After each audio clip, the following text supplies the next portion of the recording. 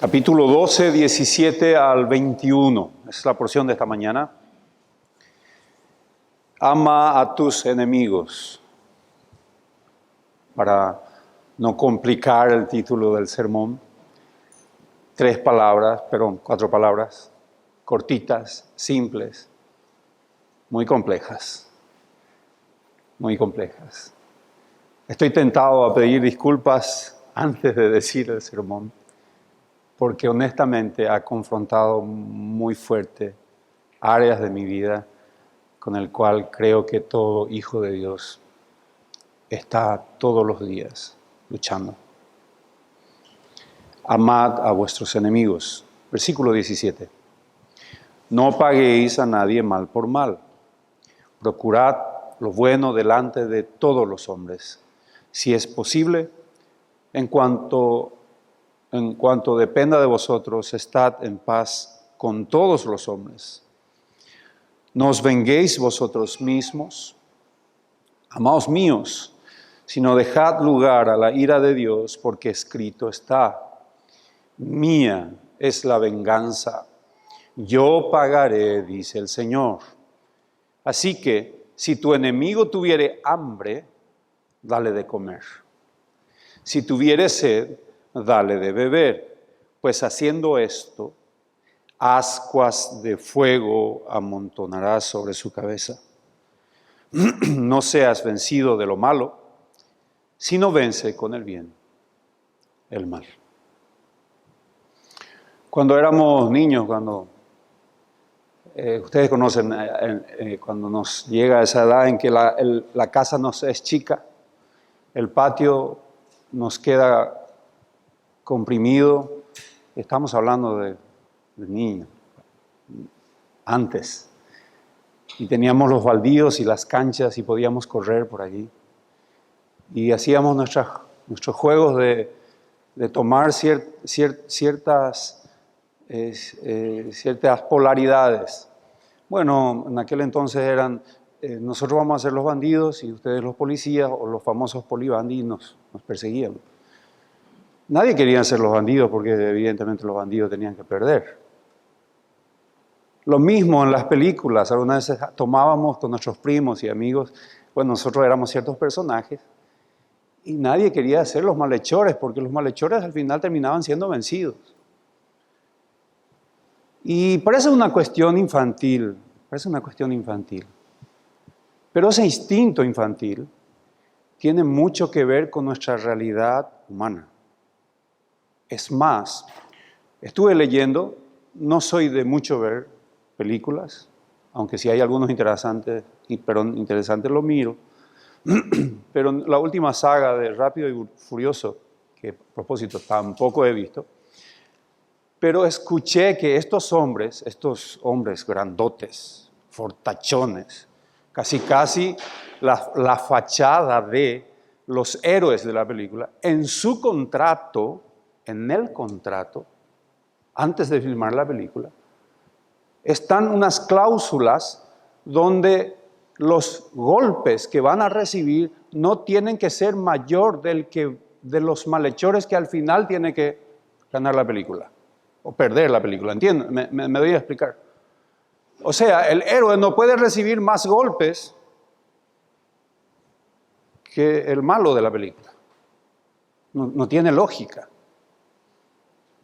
Y esto nace de nuestro corazón. Esto es así en nuestro contexto. Hay un deseo profundo de lograr pagar algo que se ha hecho mal o se ha hecho de manera errada, maliciosamente es lo que quiero decir. Esto es propio de la humanidad. Queremos tomar represalia. Queremos resarcir, son palabras que busqué y para enriquecer un poco el lenguaje, vengar, retaliar una ofensa, una maldad. Este deseo es propio porque fuimos creados a la imagen de nuestro Señor, y nuestro Dios es justo. De hecho, Él tomará justicia. Él tomará venganza. Y la palabra venganza en sí no es una palabra horrible, no es una palabra pecaminosa en sí. Es una palabra que se asocia a la justicia. ¿Sí? El problema es que nosotros somos pecadores y hay una fusión horrible de justicia y pecado. Y el resultado es un desastre.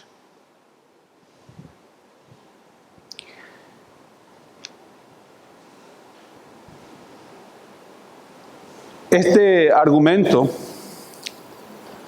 de ajusticiar, tiene muchos dichos. Si usted googlea, como se dice, va a encontrar muchos dichos. Por ejemplo, algún paréntesis, si tuviésemos que recurrir a nuestra cultura paraguaya, voy a traducir, pero quiero usar. Cuando hay un error de parte de alguien hacia mí, tapepo ibe. En el camino estrecho nos vamos a encontrar. Es una amenaza. Es un cuadernito donde yo estoy anotando algo que voy a cobrar cuando llegue el momento. Eso es una idiosincrasia nuestra. Dice, no más lágrimas ahora. Pensaré en la venganza, decía la reina María de Escocia. No más lágrimas ahora. Es tiempo de pensar una venganza. La venganza es un plato que se come frío. ¿Conocen ese dicho? La venganza es dulce y no engorda. He visto también en los dichos de Google. Y puedo seguir mencionando. Mahatma Gandhi dijo esto, tomando la ley del talión, que lo voy a explicar a seguido. Ojo por ojo y el mundo acaba ciego. Y es verdad. Es verdad. Se refiere a la ley social. La ley del talión es justamente el ojo por ojo que menciona Éxodo 21, 23. Y lo voy a tomar porque creo que Pablo está enfocándose en esto. Él dice, no paguéis mal por mal. Es un juego de palabras entre versos del Antiguo Testamento y también algunos dicen que esta porción es el sermón del monte de Pablo porque se parece mucho al sermón que leyó nuestro querido Alcides en la lectura congregacional. Es exactamente la misma. Entonces, la ley del talión decía, mas si hubiere muerte, entonces pagarás vida por vida. Ojo por ojo, diente por diente, mano por mano, pie por pie. Quemadura por quemadura, herida por herida, golpe por golpe, y sigue. Lo mismo dice Levítico 24:20, Deuteronomio 19:21, es el mismo. Es sorprendente para mí esto, porque esta es la ley social, dice MacArthur, y lo voy a explicar. Pero quiero hacerte recordar que estos versos fueron escritos por Moisés, ¿se acuerdan? Claro, porque las tablas fueron entregadas a Moisés. Pero usted se imagina a Moisés leyendo ojo por ojo, diente por diente. Y le hago recordar de que Moisés tomó justicia por mano propia contra un egipcio. ¿Se acuerda? ¿Era válida? Sí. ¿Era la mecánica? No. Él entendía esta ley. Según el doctor MacArthur, se aplica a la ley civil, a la justicia civil. No tenía el propósito de un castigo que se excediera de la ofensa o de la ley transgredida, o la infracción, o el daño, o el dolor, o la ofensa. No estaba diseñado para excederse. Estaba diseñado para dar justicia para un pueblo, una nación. Israel. No se refiere a una venganza privada. ¿Sí?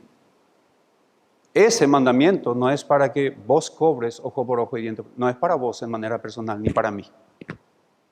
Es una ley social, el cual fue instituido con el propósito de regular y articular el mal.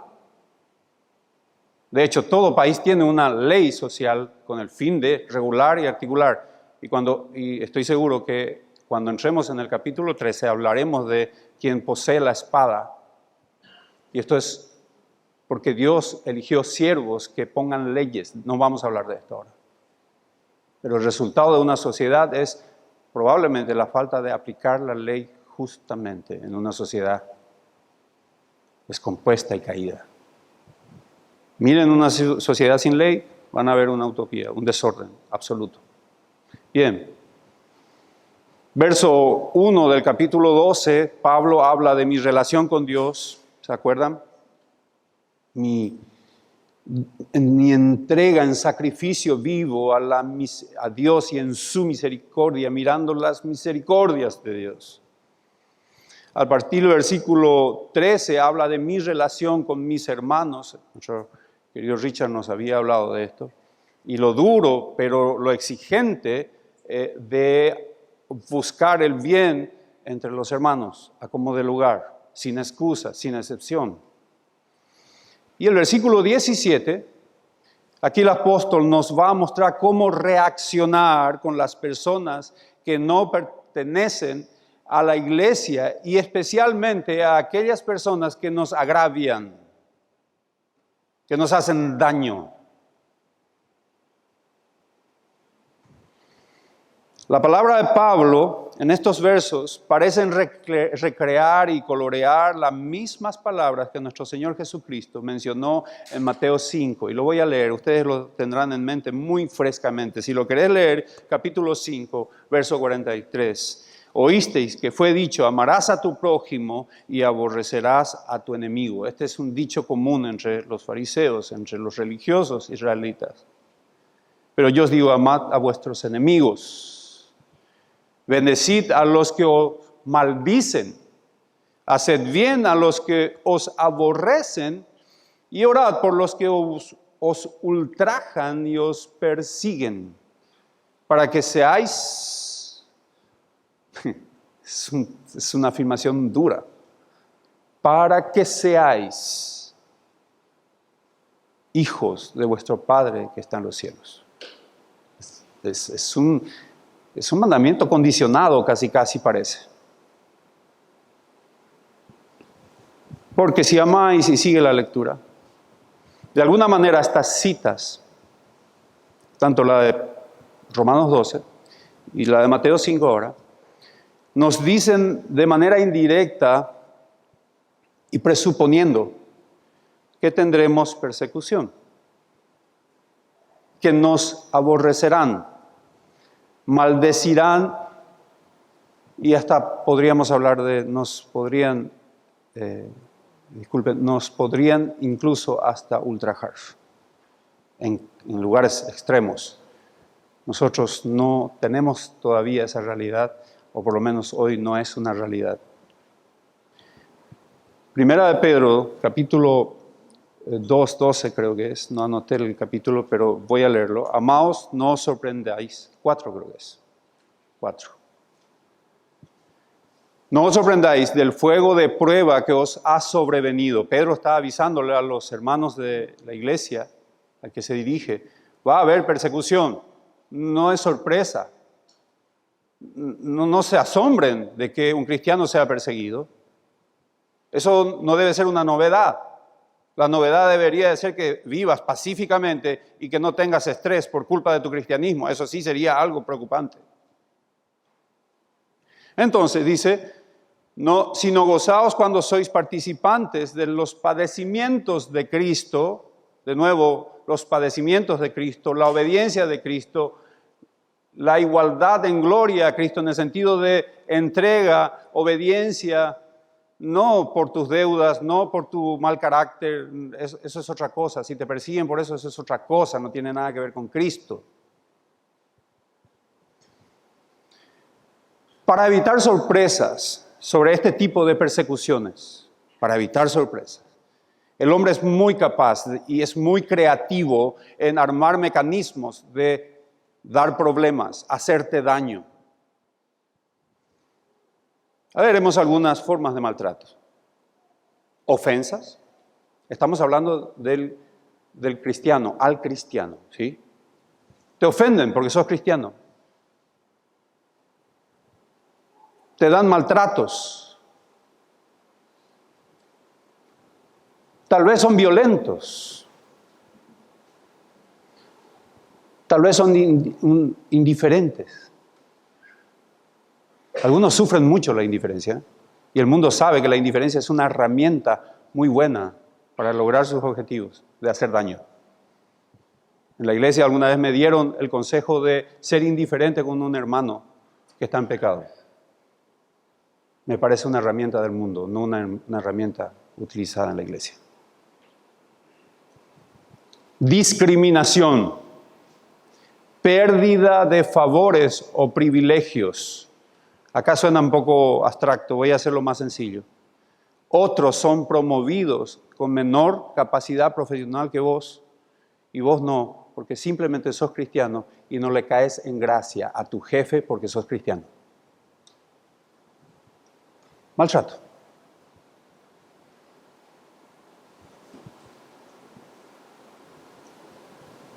Todos son promovidos, pero yo no. Es una realidad. Es una realidad. La pérdida de puestos de trabajo o perdiste tu empleo por ser cristiano también es una realidad. Esto no es un cuento. No me lo han dicho, lo he visto. Etcétera. Y algunos casos, martirios y ultrajes. Lucas 6, el que leyó nuestro hermano Alcides, dice, pero vosotros lo que oís, os digo, amad a vuestros enemigos, haced bien a los que os aborrecen.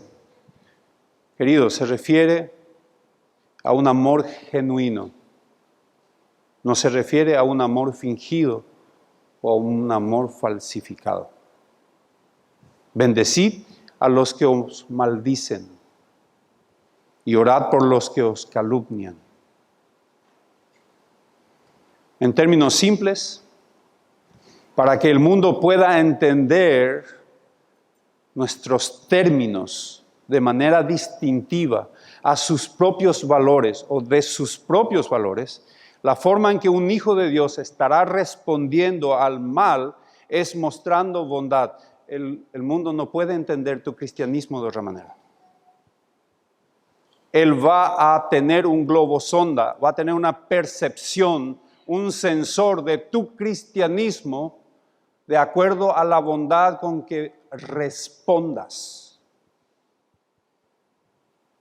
Como cristianos es necesario, querido, necesitamos que nuestra respuesta sea con amor a aquellos que nos odian y responder con bondad a aquellos que nos están haciendo mal. No existe otra característica que pueda distinguirnos mejor como cristianos. No hay otra característica. Es decir, las alabanzas que en una iglesia se da son hermosas, son sublimes, pero esto no es la característica esencialmente de un cristiano. Estoy hablando ante los ojos del mundo. El conocimiento que tenga tal cristiano. Tal vez la cultura refinada que tenga ese cristiano. O ese conocimiento sofisticado de alguien en letras. O en términos comunes y cristianos, esto puede para un cristiano colorear, hermosear su bondad, conocimiento, letras, formación académica, cultural. Esto puede hermosear la bondad. Pero todo esto sin bondad, lo único que hace es afear el cristianismo. ¿De qué sirve tener conocimiento, querido, y no podés perdonar o tomás venganza por tus propias manos cuando alguien apenas te dijo algo que no estás de acuerdo. Pisoteas tu cristianismo y veremos más adelante que es la enseñanza en esencia de nuestro Señor Jesucristo. Bendecid a los que os persiguen. Si te parece duro, no solamente no pagues, sino bendecid. Es decir, busca el bien de esa persona. No es no le hagas mal, sino busca su bien. Es duro, ¿verdad? Es duro, sí. De nuevo, es un imperativo, es un mandamiento.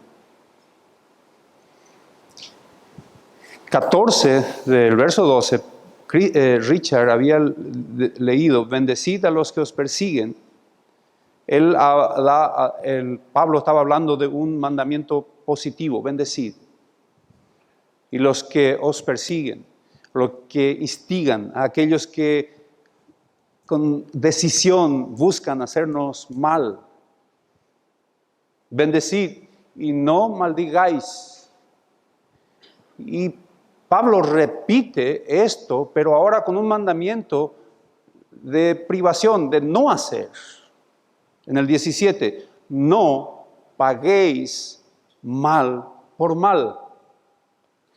Procurad lo bueno delante de todos los hombres. Todos los hombres. Sin excepción. De nuevo, Pablo, y estoy argumentando lo que estoy diciendo en Tesalonicenses 5, 15, mirad que ninguno pague a otro mal por mal. Él está dando un mandamiento de vuelta, con los mismos principios. Antes, seguid siempre lo bueno, seguid siempre, procurad el bien, seguid, procurar, constantemente. Unos para con otros en la iglesia y para con todos fuera de la iglesia. El mundo, allá, en la selva. El deseo de resarcimiento o represalia tiene una manera muy diversa de lograr su deseo. Podríamos hablar de insultos. Acá, así como el mal tiene una forma muy creativa de dañarle a alguien, la venganza también. La venganza también. Podríamos hablar de insultos. Es decir, alguien me insulta, yo le insulto. Los semáforos de esto es una regla. Es una regla. Aunque no lo creas, y por eso digo, hay muchas cosas que han confrontado mi corazón. Cuando alguien te hizo mal, y el deseo natural es, yo quiero que él sienta el mal que me hizo. Y empiezo a hablar, no con insultos, pero empiezo a hablar con ironía. ¿Sabes qué es? Esa ironía es un fruto del corazón que está queriendo lograr venganza. O aquellos ojos cuchilleros. Voy a explicarme mejor. Aquellas miradas asesinas. Si mi ojo mataba, moría acribillado.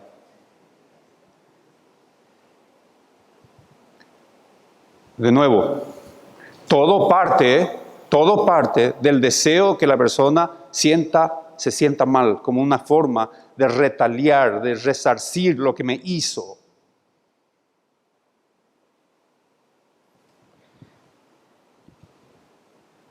Ese silencio homicida y perturbador. Silencio homicida. Te hablan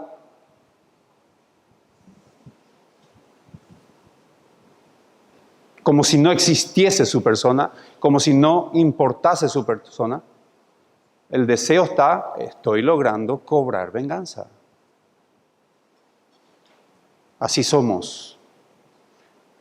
Y estoy hablando, hago un paréntesis, no está mi nota, estoy hablando para el mandamiento que Pablo nos da allá con la gente del mundo. Por favor, se entiende que con la esposa, con los hijos y que en la iglesia no se usa estas cosas, ¿verdad? ¿Se entiende? Porque por si no lo entiendas, se aplica también a nosotros, hermanos, en nuestro hogar.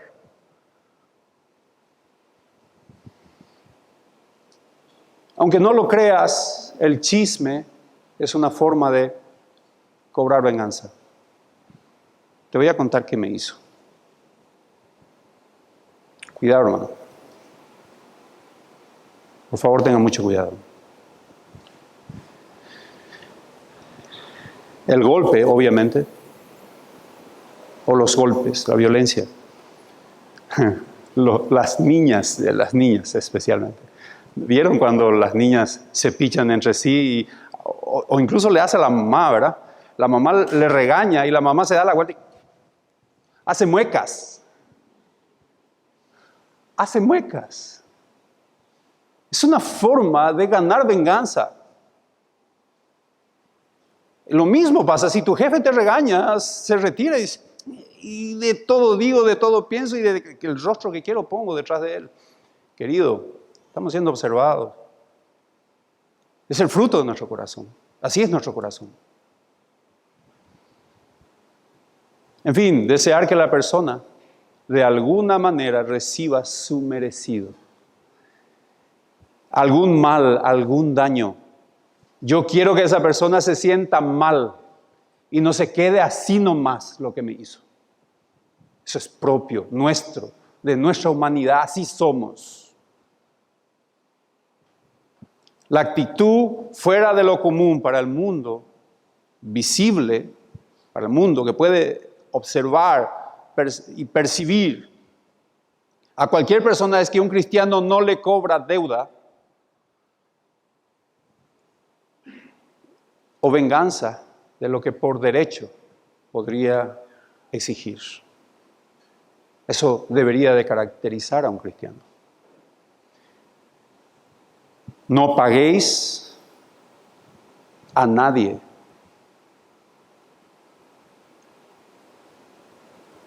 ¿Y qué significa a nadie? En el original, a nadie. A nadie. Sencillamente. Mal por mal. Es probable que no saques un arma y le des un disparo a quemarropa a aquel que te hizo daño. Pero, en contraparte, este pago es más disfrazado. El que entra de manera imperceptible y dice y se justifica, y quiero esto, que no se quede en el olvido. Quiero que tengas en cuenta siempre cómo yo me siento. Eso es lo que yo quiero dejar marcado en alguien que me hizo daño. Quiero que te acuerdes del daño que me hiciste. Y voy a trabajar y voy a procurar en mi naturaleza caída de hacer que esa persona tenga una marca del daño que me hizo a mí. Mientras que Pablo me dice, procurad lo bueno. Me dice totalmente lo opuesto a lo que mi naturaleza me exige. Yo debo buscar hacerle bien al que me está haciendo mal, comenzando por orar y que reciba la misericordia y el perdón y la gracia en Cristo. Hermanos, esto es un ejercicio duro, en serio.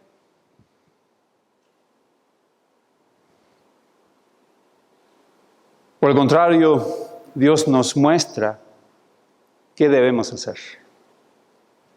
Este es el espíritu dominante que caracteriza a un hijo de Dios. Es bendecir, desear que Dios derrame sobre ellos su bondad. Fue el deseo profundo de nuestro Señor Jesucristo cuando estaba en la cruz. Padre, perdónales. Él no hizo muecas. Él no desprendió insultos. Él oró al Padre para que sean perdonados. Es probable que entre esos 3,000 primeros convertidos hayan estado hombres que hayan colaborado con la crucifixión de Cristo. Es probable.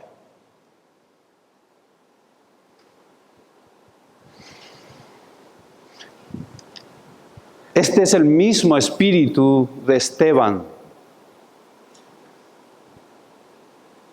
Él mostró esto cuando fue apedreado, cuando le estaban arrancando la vida. Le estaban quitando la vida, lo más valioso de todo ser. En Hechos 7, y dice en el verso 60, puesto de rodillas Esteban, clamó a gran voz, Señor, no así, Señor, no le tomes en cuenta este pecado. Y habiendo dicho esto, durmió. Estas son enseñanzas, algunas enseñanzas que podemos rescatar de las Escrituras. Hay muchas. La idea de bendición, de lograr bendición en el quien te hace daño, está en tiempo presente, continuo, es constante. No hay vacaciones, no hay excepciones. No hay fraccionamiento. Debe ser las bendiciones en todo momento, bajo cualquier circunstancia, bajo cualquier daño, bajo cualquier ofensa, aún la más incomprensible de todas. Me asusta decir esto, hermanos, porque es un compromiso saber de que si alguien te ofende, alguien te ha hecho un mal o un daño grave, las Escrituras me exigen perdonar. Y no solamente perdonar, sino que yo tengo que disponerme a que esa persona reciba bendición.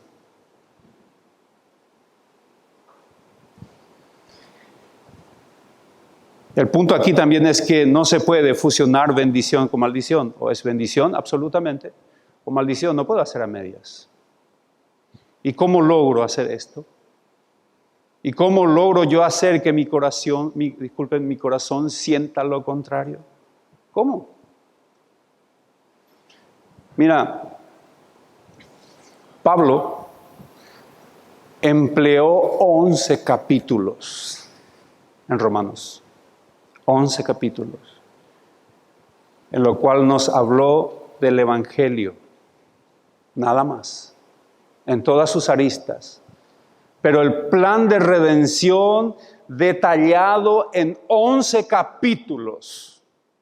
Y a partir de la comprensión del Evangelio y de sus misericordias, como lo dice en el capítulo 12, entendiendo yo el Evangelio y las misericordias del Señor, entonces con esa comprensión tengo la capacidad de perdonar. ¿Por qué? Porque el Evangelio no es otra cosa que me redimió a mí siendo yo un ofensor, siendo yo alguien que ha hecho males contra su santidad, no he deseado obedecer, nunca he amado a Dios, soy enemigo y delincuente en mi condenación frente a los ojos de Dios, y Dios me perdona. Y en ese perdón, que yo lo entiendo, no puedo obviar diciendo, a mi Señor me podés perdonar, pero a Él no. No, a Él no. Él me hizo mucho daño a mí. A mí perdóname y te agradezco la alabanza y la gloria a ti. Pero a Él no. De Él me encargo yo.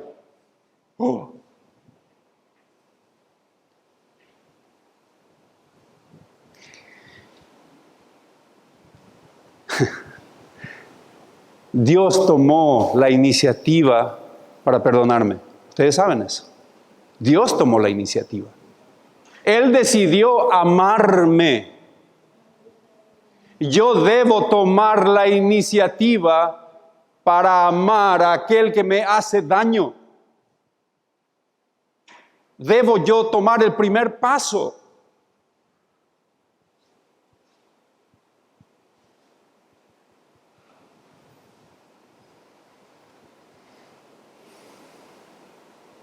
No termino de sorprenderme en la oración de nuestro Señor Jesucristo en el Getsemaní. No está en mis líneas, pero viene a mi mente. En ese momento, para mí es algo sublime, Él en ese momento decide: Señor, esto va a ser duro, Señor, esto es terrible, Señor. Padre, si es posible, si tal vez en tu soberanía, Señor. Estamos hablando de Cristo en su humanidad, allí orando, sudando sangre, del dolor que Él ya percibía que se acerca. Si, Señor, por si acaso está en tu voluntad otro tipo de solución, Señor, considéralo. Pero, Señor, que se haga tu voluntad y no la mía. Y Dios envió un ángel a fortalecer su decisión. Querido, Él decidió entregar su vida siendo yo un pecador, ofensor, directo, rebelde, enemigo, contumaz y delincuente ante la ley perfecta de Dios. Así Dios me ha amado. Y el Padre decide enviar al Hijo para que muera. Él mata al Hijo para amarme. Yo no tengo excusas para no perdonar. No tengo. ¿Qué excusas pondría? Procurar lo bueno delante de los hombres. Dios tomó la iniciativa para reconciliarme con Él. Ahora debo buscar la iniciativa para encontrar paz en esa situación. Se refiere a premeditar. Ese es un término muy interesante. Cuando alguien te haga daño, que no te agarre de sorpresa. Deberías de premeditar y tener una reacción ya sujeta al conocimiento de las Escrituras. De vuelta, procurad.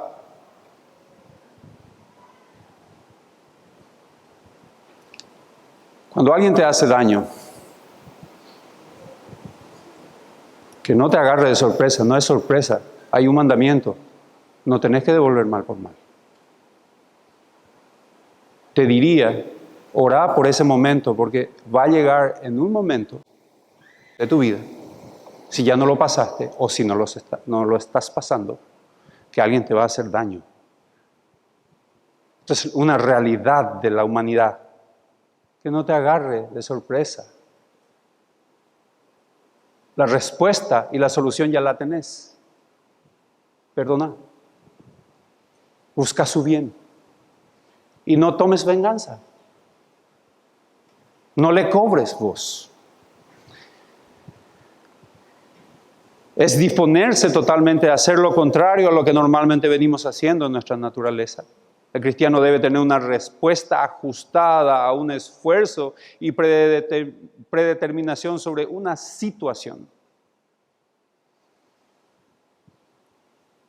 Verso 18, si es posible, en cuanto dependa de vosotros, estad en paz con los hombres. Es claro que aquí se refiere a un esfuerzo unilateral, es decir, yo doy el primer paso en un conflicto, ¿cierto? De lograr reanudar una situación que probablemente se perdió o se desordenó y mantener la paz en un conflicto entre dos individuos o varios individuos que tienen dos lados o varios lados. Mi exigencia es que yo debo dar el primer paso y yo debo buscar pacificar, encontrar un punto de estar en paz con el otro lado. Ahora, la realidad es que cuando hay conflictos es un conflicto bilateral, hay dos partes. Alguien me hizo daño, yo quiero hacerle daño, yo me ofendí, yo quiero cobrarle, él otra vez me quiere cobrar y nos cobramos el interés de este más el interés del otro.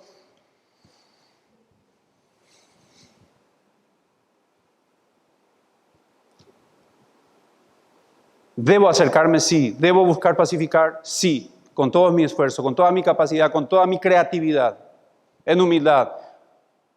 En humildad, el orgullo es un cabo que ataja mucho el perdonar y alimenta mucho el vengar. Ahora, tiene un límite esta bondad. Yo no puedo acercarme y pedir perdón y pisar mi fe para conseguir paz. Eso no lo puedo hacer. No puedo pisotear mi cristianismo con el fin de negociar una pacificación. No puedo. Voy a tener que estar en guerra en ese punto. Pero voy a dejar constancia de que deseo hacer lo correcto y entrar en conversaciones de paz. Si te he ofendido, perdóname. Si te he hecho daño, ¿qué puedo hacer? Orar por esa conversación si es algo específico. Si alguien te hizo daño, no lo dejes ahí. Las Escrituras dicen que si le ves a tu hermano pecando, tenés que irte y hablar con él. Es necesario hacer eso. Primer paso, iniciativa, como el Señor hizo con nosotros.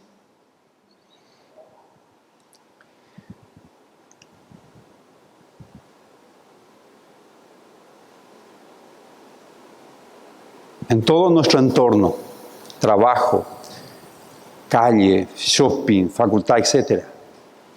El mundo entero está lleno de personas problemáticas.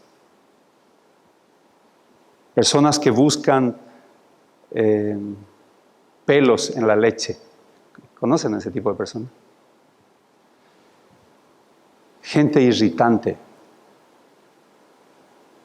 Está todo bien, pero es necesario hacer problema. Y para eso está esa persona. ¿Conocen a ese tipo de personas? Querido, el cristiano debe ser pacificador. El cristiano debe ser una persona apacible, no irritante.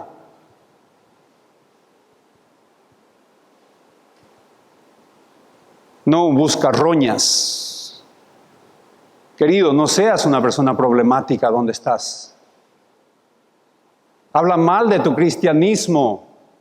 Avergüenza el amor de Cristo entregado para perdón. Habla mal. Trabaja en esta área que estás dando vergüenza a tu Señor.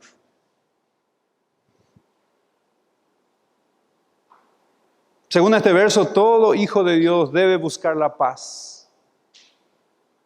No es de cristianos crear y hacer problemas. Es crear mecanismos pacificadores. Me encanta lo que dice Santiago 3, verso 17, cuando habla de la sabiduría. Pero la sabiduría que es de lo alto es primeramente pura. Y después le sigue una palabra muy interesante. Y después es pacífica. Pacífica.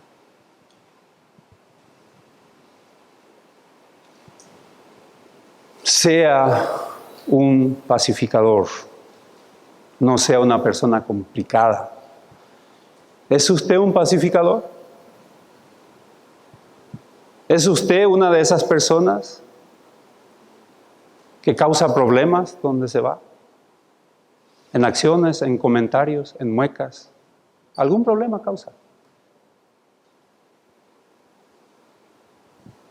Considere, por favor, su testimonio. Busque la paz como sea, a cualquier precio, búsquela. No sea alguien contencioso. No lo sea. Usted no es vengador. Usted no es juez. Yo no lo soy. Nosotros no lo somos. Busque la paz. Quisiera tomar una historia y me va a llevar aproximadamente poquito más de 5 minutos. Es una hermosa historia. Registrada en el Antiguo Testamento. Por favor, si vas a tu Biblia. Estamos en el contexto de Israel en la época de los jueces. Capítulo 14. Esta persona se llamaba Sansón. Su padre se llamaba Manoa. y su esposa una mujer estéril, que recibió un hijo, que debía ser un nazareo. Esto significa que sería apartado en toda su vida. No podía cortarse el pelo. Estoy haciendo un resumen. No podía beber ninguna bebida con alcohol o algún tipo de bebida o tragos fuertes. Él no podía tocar ningún cuerpo que esté muerto y un montón de otras formas. Ese era un nazareo. Este ejemplo fue utilizado en un sermón justamente hablando de la venganza. Me pareció una herramienta muy útil y lo deseo aprovechar con ustedes porque es vuelvo a decir, una historia muy agradable, la cual no hemos mirado de Sansón. En aquel entonces los filisteos estaban ocupando parte de los territorios israelíes, pero había cierta paz, pero era una acechanza. Los filisteos como que ahogaban al pueblo de Israel. Los acechaba constantemente. Dios levanta uno de los jueces, en este caso Sansón, para tomar medidas contra los filisteos. Dios lo hace. Dice el versículo 1, capítulo 14, Jueces.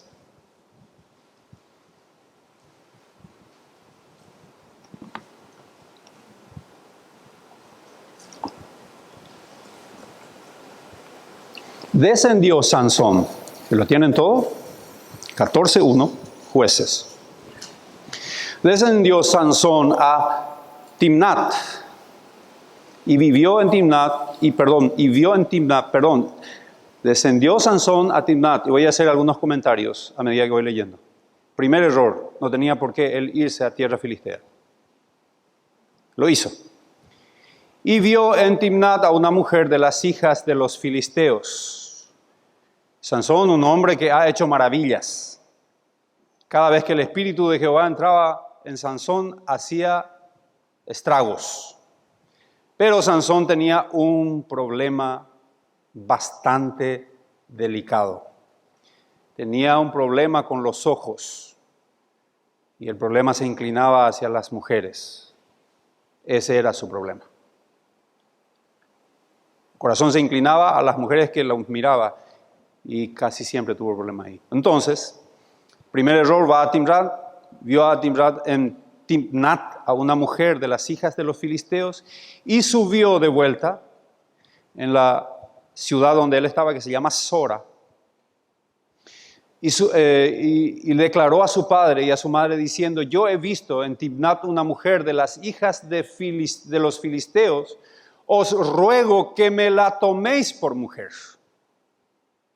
Ellos no tenían permitido casarse con mujeres que no sean del pueblo de Israel.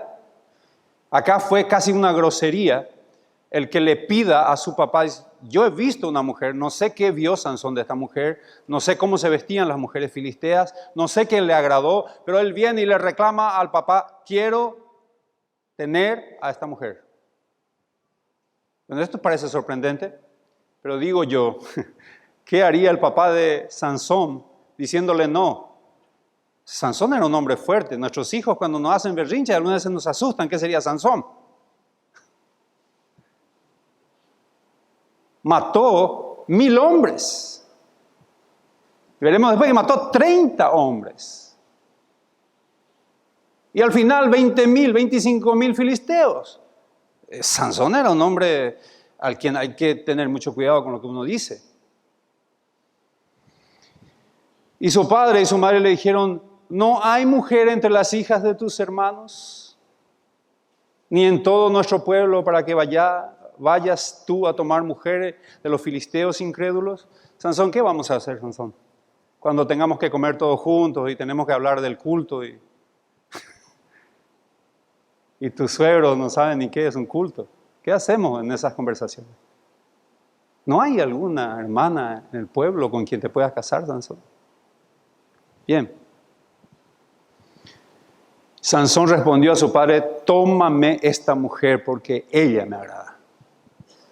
Mas su padre y su madre no sabían que esto venía de Jehová, porque él buscaba ocasión contra los filisteos. En cuanto a que venía de Jehová, acá es un giro único en las Escrituras. Jehová utilizó en su soberanía, el deseo de Sansón para glorificarse. No tenemos tiempo para hablar de esto, pero es muy interesante y pongo como un tip para que lo investigue. Nada más. Muy rica historia.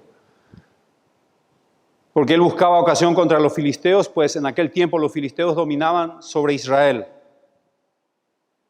Y Sansón descendió con su padre y con su madre a Timrat, fueron juntos. Y cuando llegaron a las viñas de Timrat, he aquí un león joven que venía rugiendo hacia él, y el espíritu de Jehová vino sobre Sansón, quien despedazó al león como si despedaza un cabrito. El león se le lanza encima, él lo toma en el aire, lo parte como una pandorguita. Este es Sansón. Este es Sansón.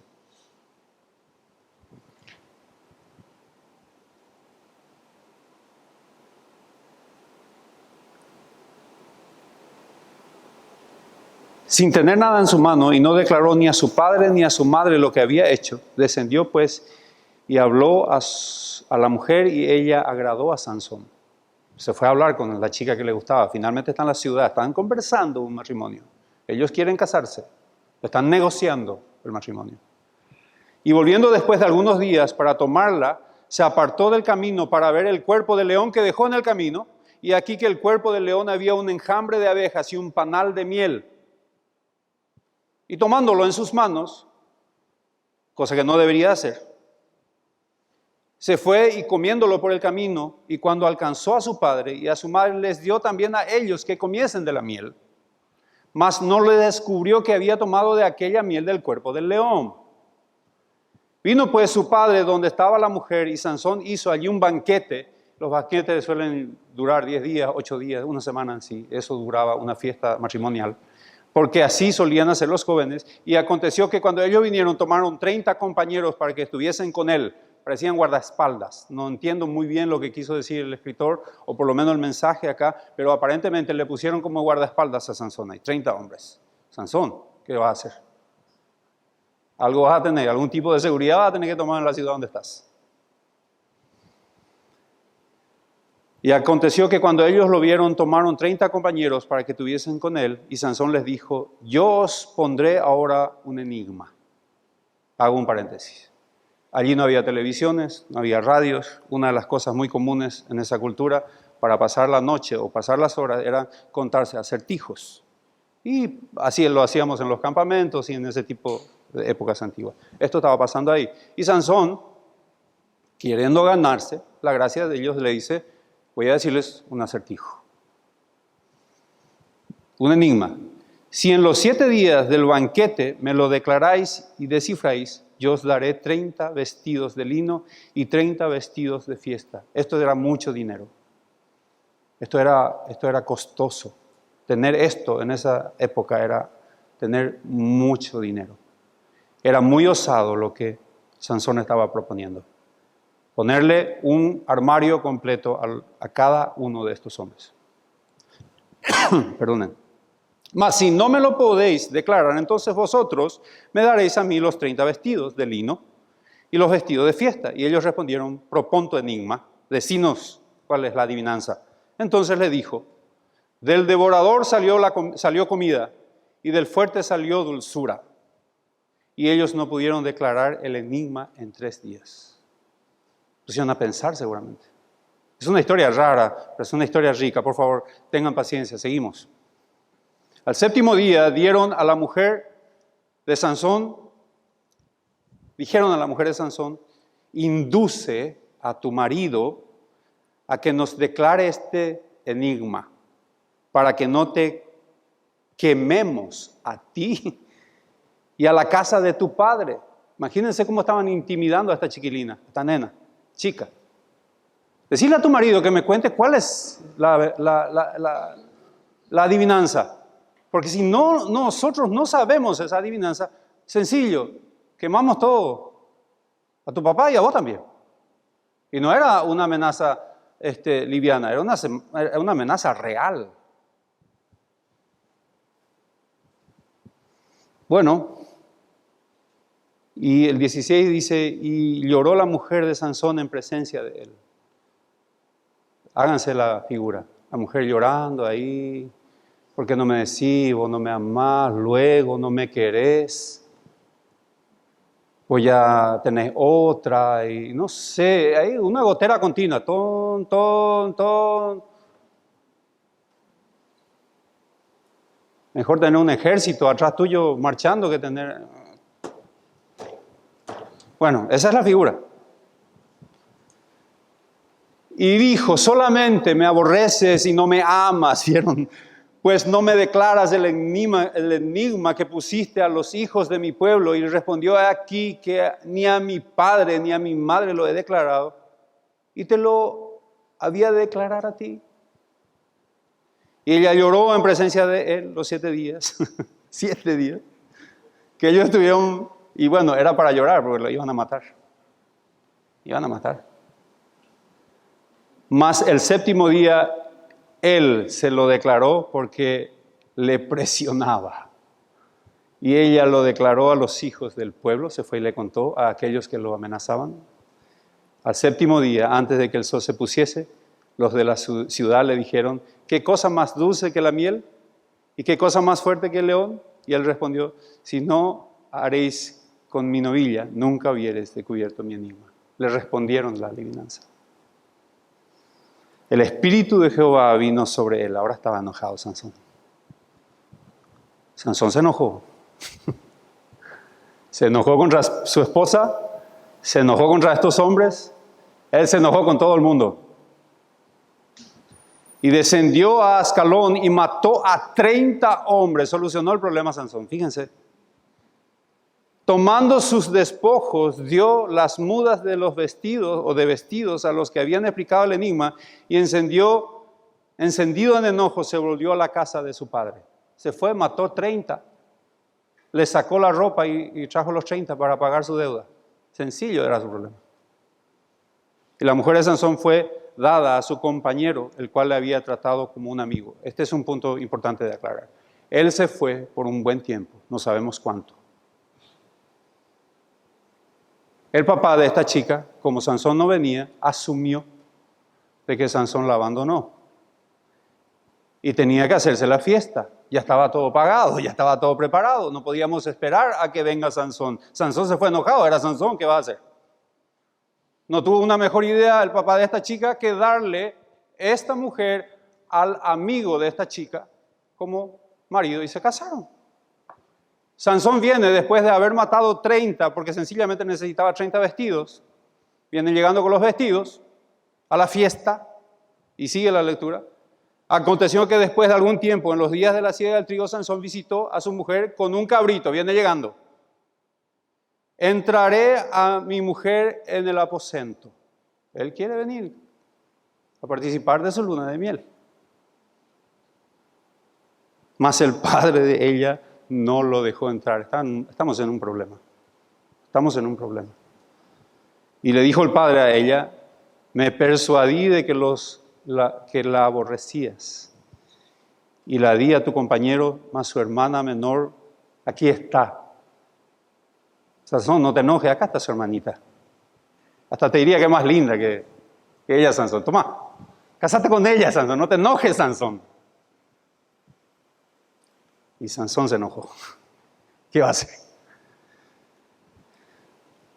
Entonces le dijo Sansón, sin culpa seré esta vez con respecto a los filisteos, si mal me hicieres. Y fue Sansón y cazó 30 zorras. De nuevo Sansón entrando en furia.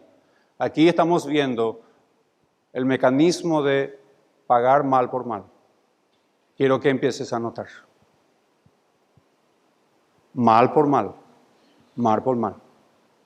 Fue y tomó 30 zorras, tomó teas, que es una especie de combustible, y juntó cola con cola, y puso una tea entre las dos colas. Después encendió las teas, soltó la zorra en los sembrados de los filisteos y quemó las mieses, los cultivos. Esta era una forma muy común en la antigüedad de vengarse. Si yo quería hacerle daño mal a alguien, agarraba una zorra, le ponía una especie de paño, le ponía un combustible, quemaba y le tiraba la zorra en medio del cultivo, liquidaba todo el trabajo de esa persona o esa familia.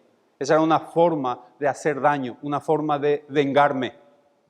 Sansón estaba tomando un mecanismo de venganza muy común. muy común. Él estaba perjudicando a los filisteos. Toda la historia, y sigue, vamos a leer todo este capítulo, está basado sobre el descanso y el combustible de la venganza. Finalmente él fue atado. Finalmente él mata a 1,000 hombres con una quijada.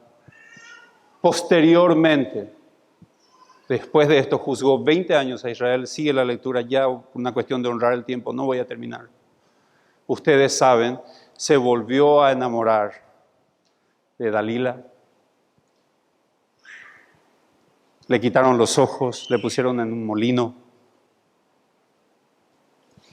Estuvo como un esclavo hasta que de nuevo le creció el pelo y Jehová envió su espíritu y él tomó fuerza, pidió poner la mano sobre los pilares del templo filisteo. Apoyó la mano, tumbó los pilares principales y mató 25,000 filisteos. Parece larga la historia, para mí es una herramienta hermosa. Hermanos, la venganza no termina. La venganza comienza y no termina hasta que acaben ambas partes perjudicados. No termina, no acaba una venganza hasta que ambas partes terminen perjudicados. No os venguéis. Piensen en Sansón y su torpe espíritu de llegar a la justicia por propias manos. Hermanos, esto no es propio de los hijos de Dios, no lo es.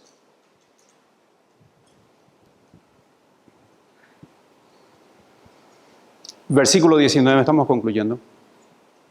No os venguéis vosotros mismos, amados míos, sino dejad lugar a la ira de Dios, porque escrito está: mía es la venganza, yo pagaré, dice el Señor. Ningún pecador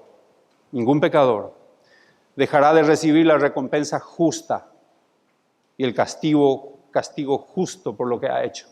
Ningún solo pecador. Cuando tomo venganza en mis manos, estoy en primer lugar usurpando el lugar del que solamente corresponde a Dios. Yo estoy tomando el lugar de Dios.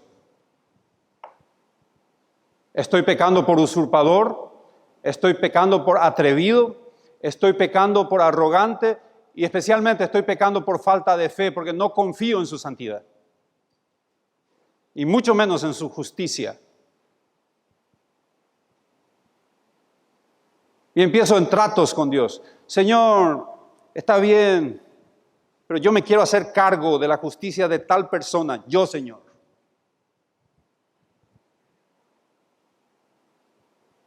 Y mejor si no se salva y que se retuerza en el infierno, en su tormento. Se merece, Señor. O no sabe lo que me hizo. No tomen venganza. Entendemos que Dios ha delegado la venganza en cierto grado, incluso a nosotros los papás. Corregimos a nuestros hijos. Es una corrección, es mostrarle que algo está errado y que una desobediencia tiene un costo. Eso es una autoridad que Dios nos ha dado. Pero el dar juicio y corregir y dar venganza al pecado, eso pertenece a Dios. No me pertenece a mí. No tengo la capacidad. No tengo todas las aristas. Yo no puedo juzgar santamente y justamente, no lo puedo hacer. No conozco sus intenciones, no conozco sus circunstancias, no conozco los tiempos, no conozco la otra parte. No, son muchos datos que yo no conozco. Únicamente nuestro Señor tiene la capacidad de dar justicia y venganza santa. No yo. Tomo el lugar del Señor y le digo, y entiendo tu justicia, entiendo tu santidad, y con todo eso yo no quiero. Entiendo todo, yo no quiero perdonar. Yo quiero tomar parte en esa venganza. Así somos. Te animo a que leas capítulo 1 de Nahum, capítulo 1 de Habacuc, Salmos 37, Salmos 94, vas a descubrir la justicia de Dios, la santa justicia de Dios. Lo que ocurre es, Hugo, que no tenés idea de lo que me hizo. Vos estás hablando sin algo que vos no conoces, es verdad. Vos no tenés idea de quién es él o quién es ella o qué me hicieron. Vos no sabés, vos estás hablando sin propiedad. Sí, es probable que no sepa. Quisiera mostrarte una figura de sí sé quién es y cómo lo trataron.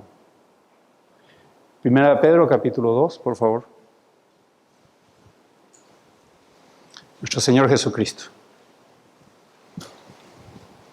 21, 2:21. Vos que me estás diciendo, vos no le conoces quién es. Vos no sabés lo que Él me hizo. Ok, acá hay un llamado de atención de parte de Pedro. Pues para estos fuisteis llamados. Porque también Cristo padeció por nosotros. Padeció por nosotros. Él sufrió por nosotros. Él fue ultrajado por nosotros. Él entregó su vida, le arrancaron su vida por nosotros. Dejándoos ejemplo para que sigáis sus pisadas. Este es el ejemplo. No importa quién sea. No importa lo que te haya dicho, hecho. No importa el mal. El cual no hizo pecado ni halló engaño en su boca. Quien cuando le maldecían no respondía con maldición. Cuando padecía no amenazaba, sino encomendaba la causa, fíjense, al que juzga justamente, nuestro Señor, al Rey, al Creador, al Soberano, al que hizo todas las cosas, al que sostiene todo. Y dice en otra versión, quien cuando le ultrajaban, no respondría con ultrajos. Isaías menciona que puso su cara y no retiró la cara de las salivas de estos soldados que se estaban burlando de él. Mateo 15:16, entonces los soldados le llevaron dentro del atrio, esto es, al pretorio, convocaron toda la compañía y le vistieron de púrpura y poniéndole una corona tejida de espinas, comenzaron luego a saludarle, salve, Rey de los judíos. Estaban burlando, le estaban haciendo bullying, le estaban haciendo desprecio, todo le estaban haciendo a nuestro Señor. Y le golpeaban en la cabeza con una caña y le escupían. En Isaías dice, y disculpen el término, estamos hablando de moco, estamos hablando de flema. Eso es lo más humillante que puede haber. Y él no respondía con maldad.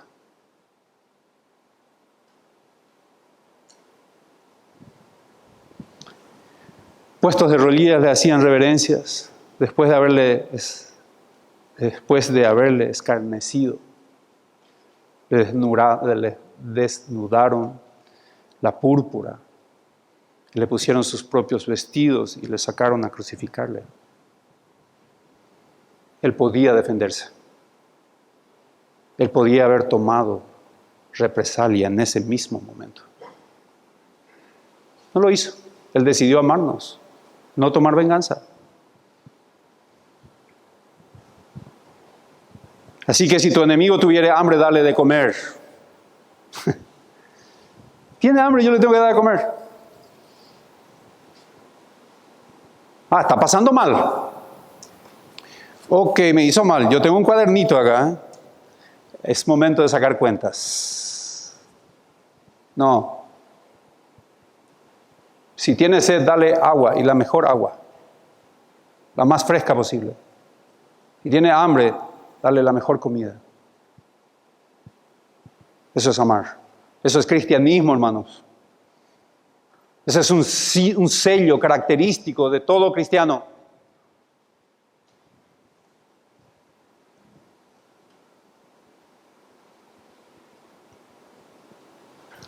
Así que si tu enemigo tuviere hambre, dale de comer, si tuviere sed, dale de beber, pues haciendo esto, ascuas de fuego amontonarás sobre su cabeza. Y ese término ahí escuché en varios hermanos. Esa parte me gusta, esa parte me encanta, ahí donde dice ascuas de fuego, me encanta. Claro, porque la figura parece de que va a caer un rayo y va a despedazarle y va a venir la justicia y todo el enojo santo de Dios por aquella persona que me hizo mal y yo voy a orar para que Dios actúe con poder y destruya lento luego de hacerlo. La idea de ese verso no es así. Tomé el comentario del doctor MacArthur y él dice que es una historia un poco oscura, dice él literalmente. Está contemplado en el contexto egipcio, donde los egipcios, cuando alguien tenía una vergüenza por un error propio, por alguien que hizo mal, ponía sobre su cabeza como una especie de brasero o bandejas de carbones. Cuando dice ascuas de fuego, está diciendo carbones encendidos. Eso es lo que dice en otra versión.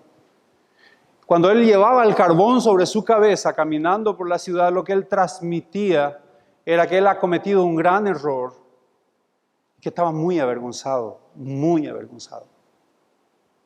Él tenía mucha vergüenza de su ofensa. Eso es lo que dice. Y Pablo nos dice, cuando estás haciéndole bien a alguien que te hizo mal, estás poniendo más vergüenza sobre su ser. ¿Entiendes? Y está hablando de más bien pacificar, no de destruir. Esa es la intención. Y al final, como un dique de contención, como un muro de parar el mal, dice, no seas vencido. La palabra original es Nike, la marca del campeón, Nike, vencer. Es un término militar en realidad. Tomar posición, marcar postura. No seas vencido de lo malo, sino vence con el bien. ¿Sabes qué? Todo agravio termina haciendo bien. Todo agravio continúa y se enciende haciendo mal. Todo.